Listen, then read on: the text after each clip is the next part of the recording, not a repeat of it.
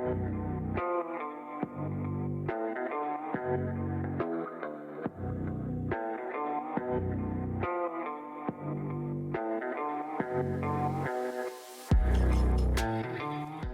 Riding Side Saddle, it's Tammy. Hello! And for frozen Lisa. It's freaking cold. It is cold. You're going to hear a lot of swishing. I'm sorry. We have our winter coats on. It is cold in Wisconsin. Frigid cold. Yeah. Frigid. It's 9 degrees. Well, We're still in single digits. It's a warm-up. 9 degrees is a warm-up from where it was. And this is Fahrenheit, mind you. Correct. In the last couple of days, my dogs wouldn't even poop. Oh, no. My dogs have been holding it. Really? Because my gosh, it's too cold to go. They can't be outside long enough that their little paws get frozen before they pinch one off. Oh, poor things. Uh-huh. That's terrible. It's today was the first day, and it was they went. It was a marathon poop. It was like it no was a sniffing week's around. Worth of poop. Get this out. Get it out. Poor things. Yeah. That's terrible. It's not good. I don't have dogs, so I guess I don't think about that, right? Yeah. Sometimes I have to take them out multiple times just to get them to pee, because when their paws start to get too cold, then they won't pee. They're either. out. They're just like, I'm done. We have to go back in the house. Yeah. And I wonder if that's how puppy pads got invented. Probably. And then I have to convince them to even walk to the house because their feet are so cold. The poor things. I know. It's been sad. very, very cold here. So you will hear the little swishing from our coats, which probably nobody minds except me. Right. I mean, I kind of mind. It drives me fucking crazy. All right. It doesn't make me that crazy, but I do mind. I remember it, and this is just a me thing. It's completely neurotic. But I remember my kids sitting in the back seat in the wintertime and just swooshing and swooshing. It was the loudest, it was louder than anything else. I had to turn up the radio so that I didn't hear the swooshing sounds from the back seat. Well, now they don't recommend wearing winter coats when your children are in car seats. True. So there's that. True. But it's almost like when people chew too loud next to you, it's like that for you. It's the swishing of a jacket. And chewing. And chewing too. Chewing is definitely in that category. Slurping, absolutely in the category. It is. Wow. Yeah, I have a lot of those types of things that drive me insane. Really nuts. Mm-hmm. Yeah. Mm-hmm. Well, sorry for anybody who also has that and hears coat swishing. We'll try to keep our upper bodies to a minimum so we're not wiggling around too much, but it could happen. When I was PMSing, even Scott's breathing would make me crazy. Like, do you really have to breathe that loud? Josh does this thing where he makes noise. It's not even just at inhale, exhale. It's almost like he groans a little bit sometimes. Now, he has terrible allergies. To push it in and push it out? I think it might. The breath? Yes, I think it is. He has terrible allergies, and I think that it is associated with that in some way. Like his air passages are just blocked. And sometimes he does this weird noise, and I'll be like, do you hear yourself? What am I doing? Why are you breathing like that? Why are you making that noise? Why are you groaning? I'm not groaning. Yes, you are. Do you need to stand up? Maybe you're, squished down in your seat too much. You need to extend your abdomen because you're not breathing right. Yeah. Good thing they have us. To make sure they know how they can correct their breathing. Correct. Today when they could pass out from not getting enough oxygen. Today when I walked in the house at lunchtime, Scott had just gotten home from an appointment, and all of a sudden he started talking about apple pies in his eyes. Oh. And I was like, what? What are you talking about? Yeah. And I knew it was from the podcast. He hasn't been listening to the podcast recently. And all of a sudden he brings up apple pies in his eyes from the Big Mac thing. Oh. Mm-hmm. So he heard something you said. Yes. So now I'm on edge a little bit, and I have to be wise about what I share and what I don't share. because I thought I was he might be listening. I thought I was in the clear for a while, and I could just catch one. Say shit. Well, Josh never listens, so I don't have that problem. Until Scott tells him. He still won't listen. He still won't. Well, I just said I don't say anything that's not true. That's fair. That's fair. So then you shouldn't breathe so loud. I wouldn't have to talk about it. That's right. Keep your tea slurping to a goddamn minimum, and we'll all be happier. Well, you will for sure. I definitely will. Oh, that's really funny. Well, this, believe it or not, this episode is not about all the things that irritate us. No. In fact, that wasn't even on the topic at all. I'm not sure how that just came out, but there it is. The swishing, that's what did it. Yeah. So we were wanting to talk about something. It's actually I feel like it's a very big concept. It's a little bit intellectual, so it goes a little deep. But I think it is very, very relevant, not just because of world events, but because I have seen this come up multiple times in the last week or so, for sure. I've seen it loads of times in addition to that, but in the last week it is just like in my face. Mm-hmm. And I think it's really important. It's belief coding. Yeah.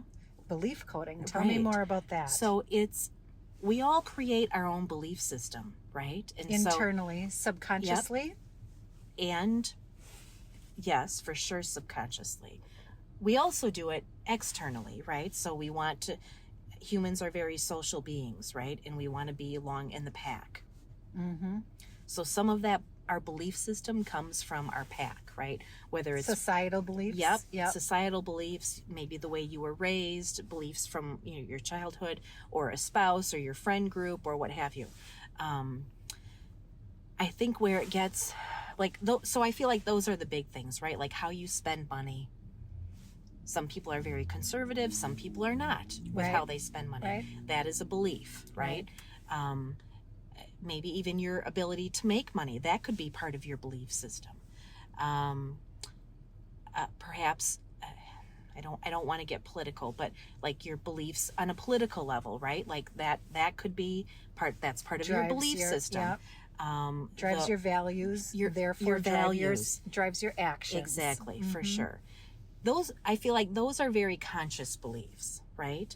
It's the subconscious ones that I think get us in a little bit of muck sometimes. So I have this belief that I'm never enough. I think you and a lot of people, including myself, for sure. It's not just me, yeah, right? Yeah. And I've worked really hard to prove to myself that is not true. Yes.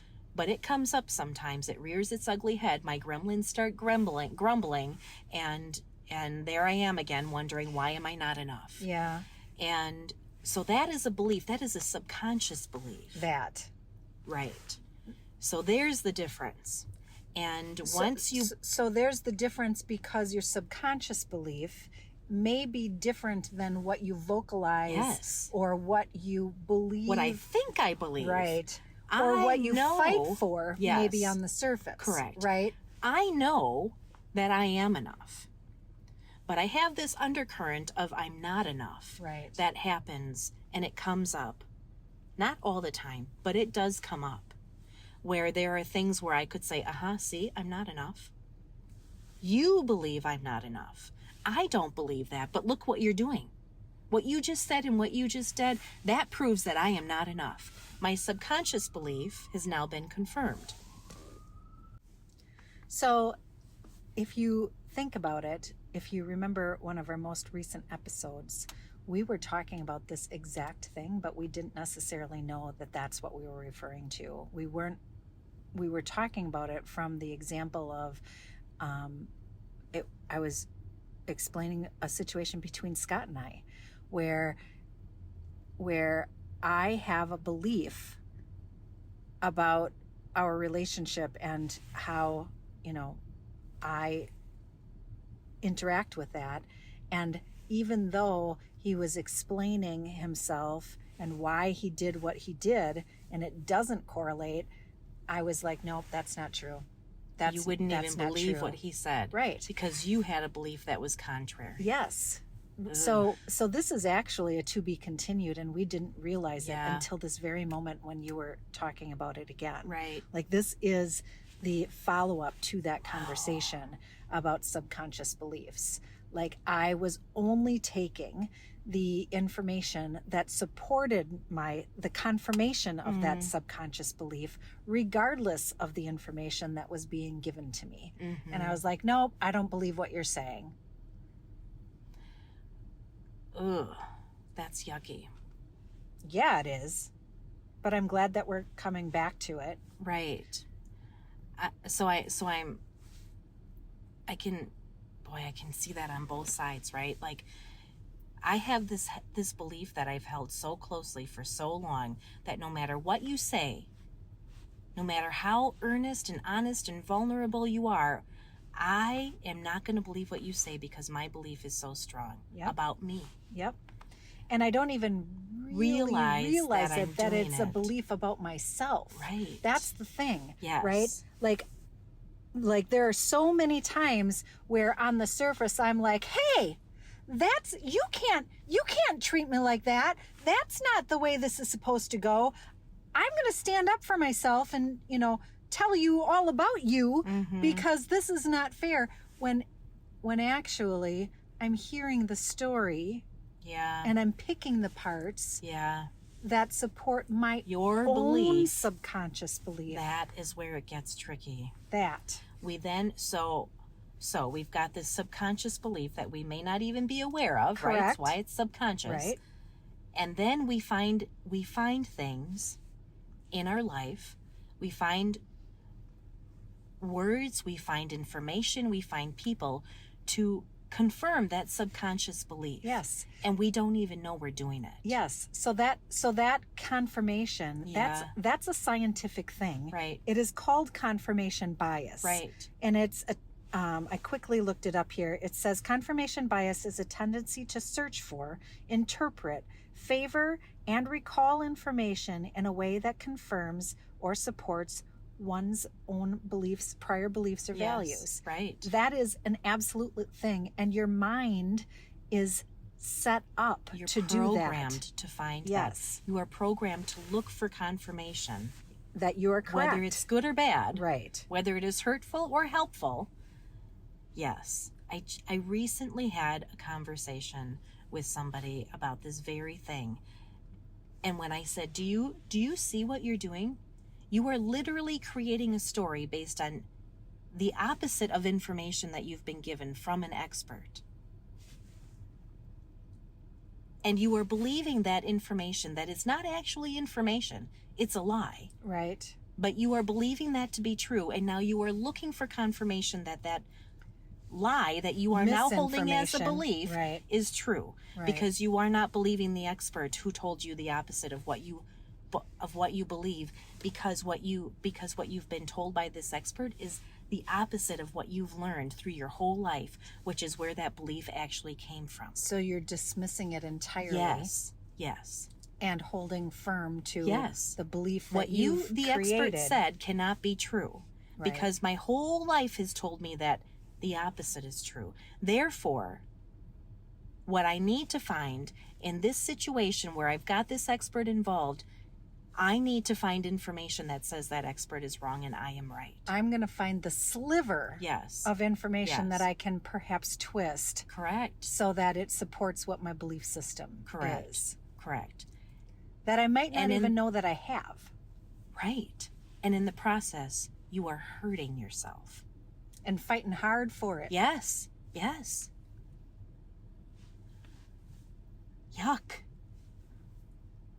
So, as we were talking about this, an example comes to mind. Sometimes poor Scott. He doesn't even really know all the that time. He stepped in it. Poor Scott. No, Oh. because he doesn't even really step in it. Okay. But it's things that are related to this Okay. subconscious belief process. Yes. You know, that I do to myself. And I am not alone. No, right? everybody does it. This is Everyone not a does unique it. thing to Lisa. Nope. It's not a unique thing to Tammy. It's not a unique thing to the person that you were just referring all to. do it. We literally all have subconscious beliefs. Yes. And oftentimes they are negative. Yes. Right? Unfortunately. And a detriment to ourselves. Yep. That we need to overcome. Yes. So surfacing these things is part of the process of developing and healing them. Yes. But in this example, Scott doesn't even know that I use him in situations to support negative subconscious beliefs about myself. One example is how we spend money. So it was just Valentine's last week, and my grandson Malachi had his first Valentine's celebration at 4K, and he got Valentines. Okay. And he got, now it's not just the Valentines, but it's little toys that come with the Valentines. Gosh, you're kidding or me. little candy. Like it's a big deal. Wow. It is a big deal. So Deidre told me that Malachi, ever since Friday, when he got this whole bucket of Valentines and all of the little wonderful toys along with it, every night he dumps it out and sits with it. Oh my goodness. And like says, this Valentine's from this person, and I got, and this Valentine came with this sucker, and I, so it's like a whole series. Yeah, it's like a whole event. It's a real thing. It is. So we were FaceTiming one night, and he is telling me he's pulling up every Valentine and every piece of candy and every little trinket thing that he got. And then he said, and then Deidre said, Nana, did you get a Valentine's from anybody? Oh. Well, the kids made me a Valentine. Oh, they did. That's what she was getting at. Us, both Scott and I, okay. yes. So I, very much was grateful for it and talked very highly. Yes. And immediately upon that, Malachi said, well, did you get me a Valentine's, Nana? Well, he made one for you, so of course. Where's mine? Right. Well, of course I said, yes, I did. Of course. Right. I hadn't. Very quickly. I will find one. Right. So now we're post-Valentine's Day. Oh, you hope the stores haven't cleaned out their shelves. And I had to figure out something, or I was going to be making it. Yeah. It was going to be a homemade crayons and Valentine's. construction paperwork. Right. Yeah. Anyway, I did find some, and then I ended up finding some little toys. Okay. That went well, along yeah, with now it. that you know that's a thing. Right.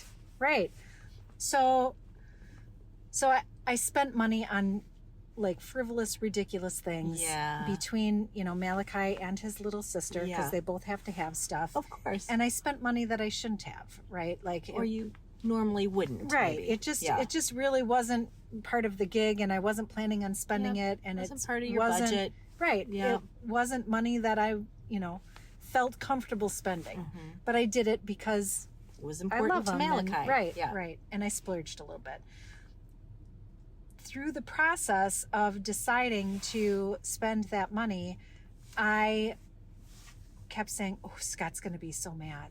Like we shouldn't. Things are a little tight right now, right? It's after Christmas. We have a period of time in our annual budget that things are just kind of tight, and now is it." Yeah. And I'm like, "Oh, if he would not like this if I spent this money." And then I did it. I did it anyway, and I was like, well, blah blah blah blah blah. Scott this, Scott that, and then I realized we got home. Yeah.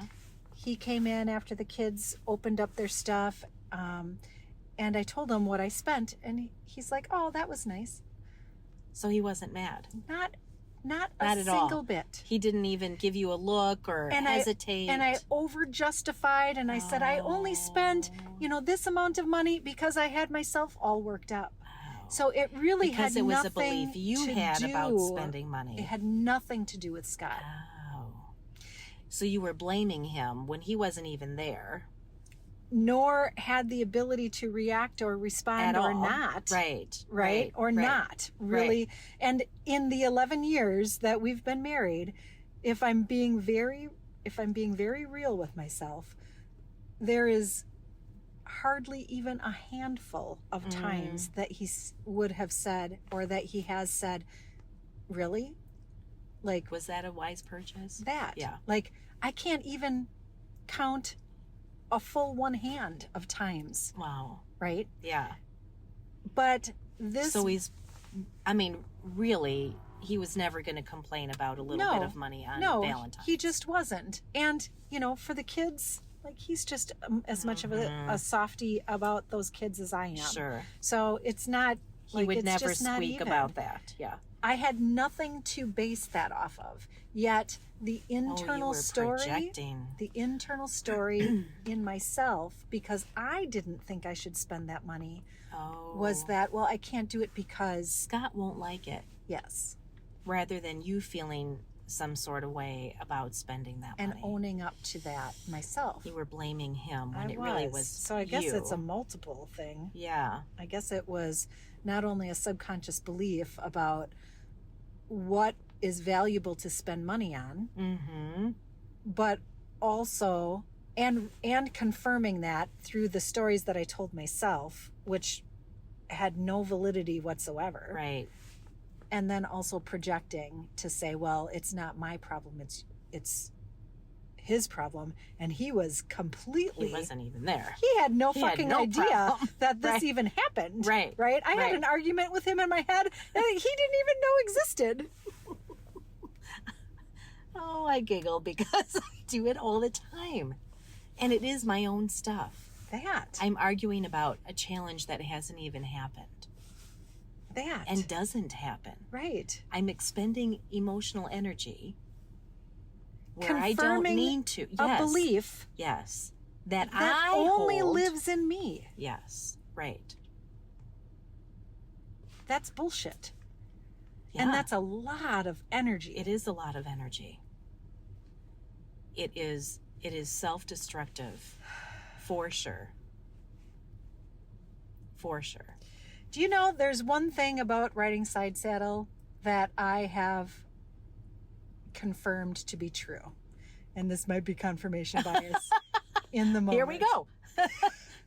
Exhibit A. I didn't ever realize how little I know. Oh.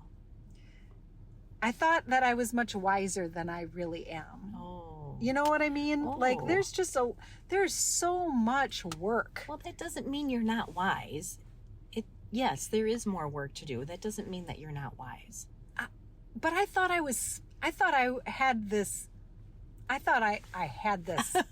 You already had it all figured out. than I do. Confirmation bias. And I really... That's for other people. Really don't. I really don't. I just have so much work to do. I think a lot of this is just about being human, though. I don't know that it is really. It is, but I thought I had this mastered a little bit better. You're not human? I mean, I thought I was You're above being human? I thought I had human mastered. And I do not. Oh, that's funny. That is one thing that I do know.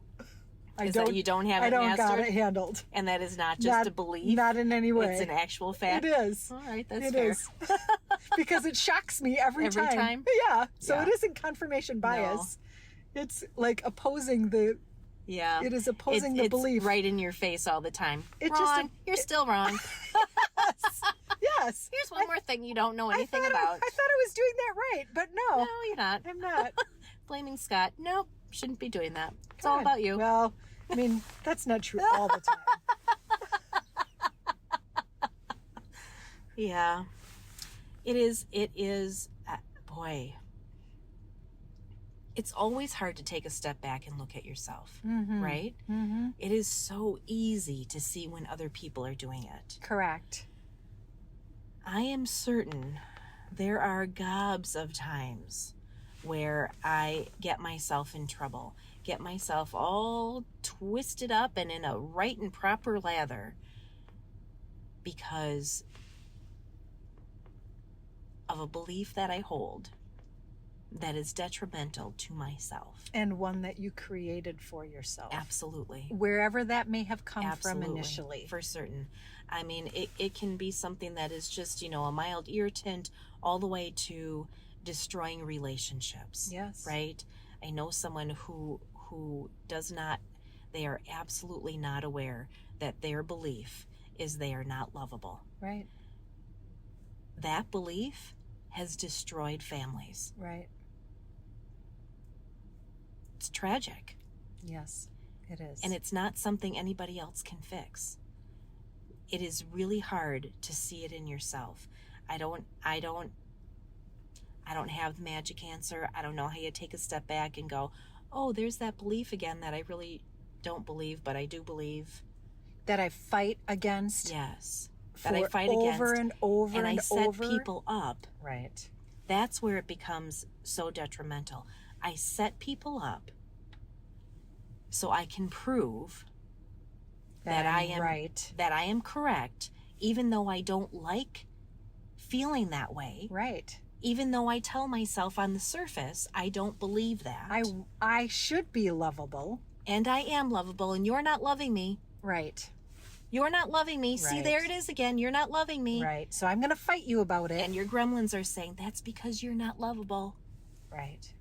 Of course they're not loving you because you are not lovable. And then you fight it. And that is what destroys families. Yeah. Right. You are proving to me once again that I am not lovable. But that person wasn't actually proving that. That's just the way you perceive it. That is not at all what they said. It's not what they did. But every action you look at through that lens. You don't even know you've got the lens in front of your face. Right. You can't even tell what color it is because that's all you see. That's all you've ever known. Right. Right. And those beliefs get coded when we're very young. Oftentimes younger than 5. Absolutely. So you don't even know that is your belief because that's just the way it's been. It's just the way it is. It's just the way you feel. Every point that you've remembered, yes, right. And you could go back through every stage of your whole life and say, there was an example, there was an example, there was one. Because we always remember the things that are hurtful, right? And every time we remember one of those, it is confirming that belief. It reiterates it and it makes it stronger. Does. Yes, right. Yeah, I agree with that. So if you can go back to when you were first given that belief and heal it and repair that, yes, and unpack it and take a look at all of those situations that at one time did show you whatever that belief was. The confirmation you're not of smart, it. You're not lovable, you're not creative, you're not whatever you're not. Right. You're not worthy. Yes. Mm-hmm. And look at it through a cleaner lens. Your whole life could be, your memories, all of it could be different. You could be different. The way you approach your current relationships, the way you are present and participate in your life could completely change. Wow. That's a ripple. Yeah, it is.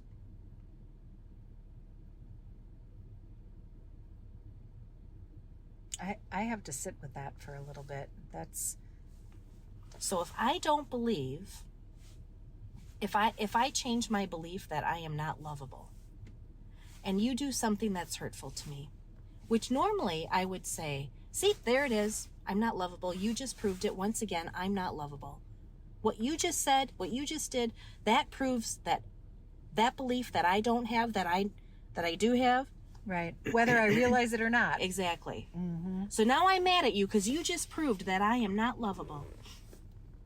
When all you were doing really was prioritizing yourself. Right.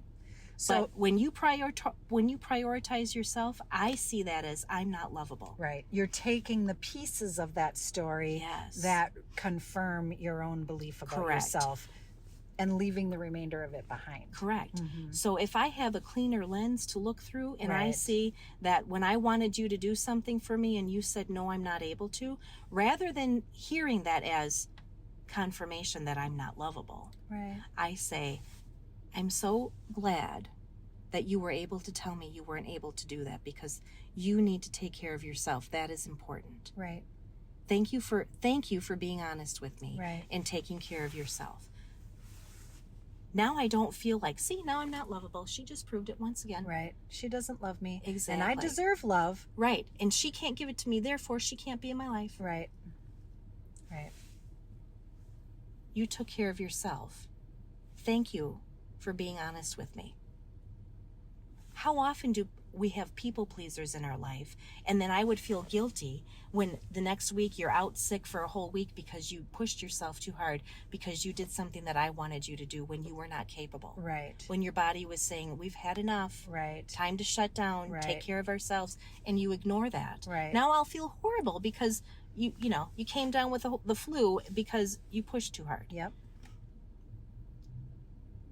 But if you aren't able to clean that lens off, You every won't ever time see it someone that says way. no to me, it's confirmation that I'm not lovable. Right. You won't ever see it that way. Right. Every time someone does something that I don't like, I'm not lovable. But- See, there it is. But the thing about that is that it isn't quite that straightforward, right? Because when somebody does something in opposition to the belief, it's not, at least for me, it's not like I'm saying, oh, I'm not lovable. Because you don't realize that's what you're doing. Right. It is more like, hey, fucker, I am lovable, and you just crossed a boundary and you hurt me. Okay, so then I'm going to fight about it and try to gain the love that I feel like I should, like I should have. But underneath that, it's saying, yep, you aren't filling my needs. You aren't filling my needs because you aren't giving me the love that I need. Well, my belief is actually underneath there saying I'm not lovable. Do you know what I mean? So I it's do. like It does- incognito a little bit. Absolutely, it does. It's not. It is not it's easy. not that straightforward. It is not easy, which is why it's always easier to point it out in right. somebody else. Because you can see it better. You can. Right. So using that example, I've created a boundary Mm-hmm. that tells me that I am lovable. Right. And you cross that boundary. But perhaps that boundary is unrealistic. Maybe. It doesn't feel unrealistic to me. But if I were to take a step back and look at that boundary maybe a little more objectively. Or I'm picking certain things out of your actions Right. to fit the puzzle piece to say I'm going to fight about this because you're not treating me the way I want. Correct. When I I'm think- not looking at the more holistic view of it. Correct. Right. It's also really easy to only look at the things that are hurtful, right? Right. So all of the things that you did over the last 10 years that have showed me that you love me and you care about me, I now have forgotten those because Right. you That did this doesn't one matter. thing. Right. You did this one thing Right. that is really, that crossed my boundary, and that's it. Now I can't have you in my life. Right. But these 10 years worth of things, whether it is a kind word, a kind gesture, whatever it is, right, that you showed me that you do love me, they're completely overridden by this one thing. Yeah. That also is a very human thing to do, right? Right. But when you are using that to confirm that belief that you don't even know you have, it is so tricky. Yep. It is. It is. Yeah. It's something that I really have.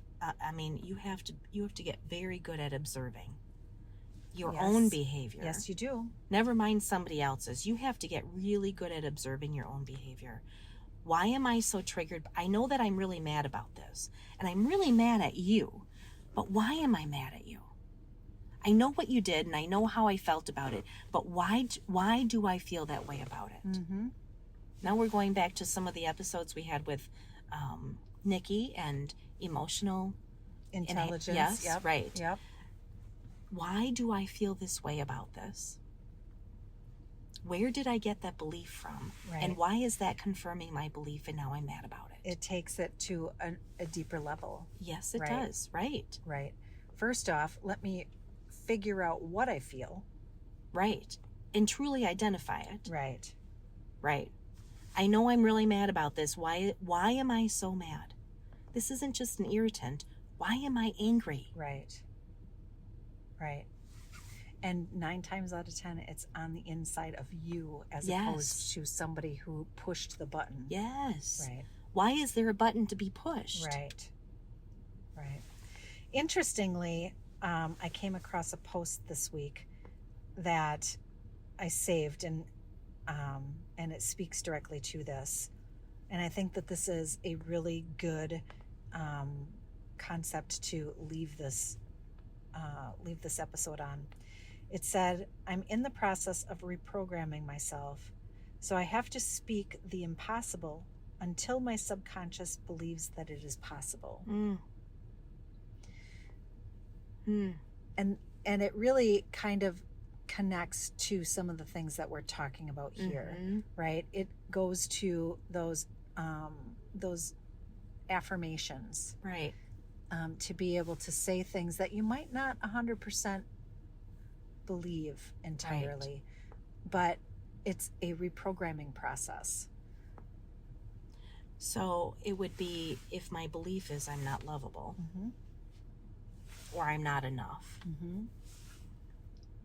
saying even out loud multiple times a day, absolutely out loud, in the mirror even, I am lovable, right? I am enough, Right?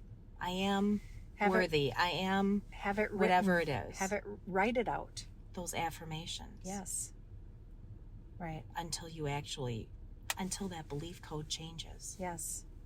I'm not going to get it 100% right, but Scott's been repeating an affirmation for himself in front of me on occasion. And again, I'm not going to get it 100% right, but he has been saying, I live in an environment that is supportive and free of chaos.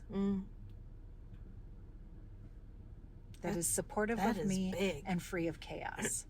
That's really big. It's really, really big. And he says it in moments of like overwhelm and what the fuck is going on right now. I live in an environment that supports me and is free of chaos. Does that help ground him so he can work through whatever is feeling chaotic? Yes, it does. Yep, and it's reprogramming your belief. In the moment. Yes.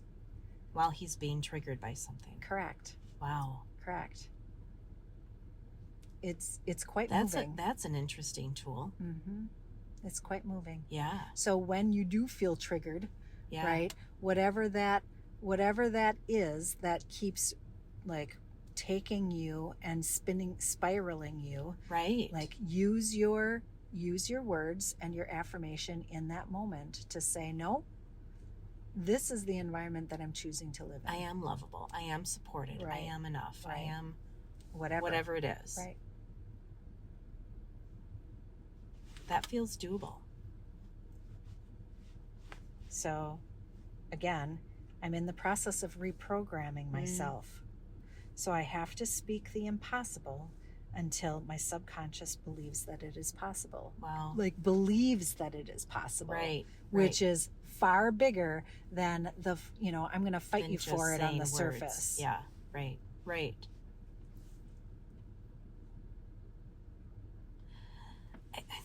I'm pretty sure you said I don't know which episode it was, which season it was even.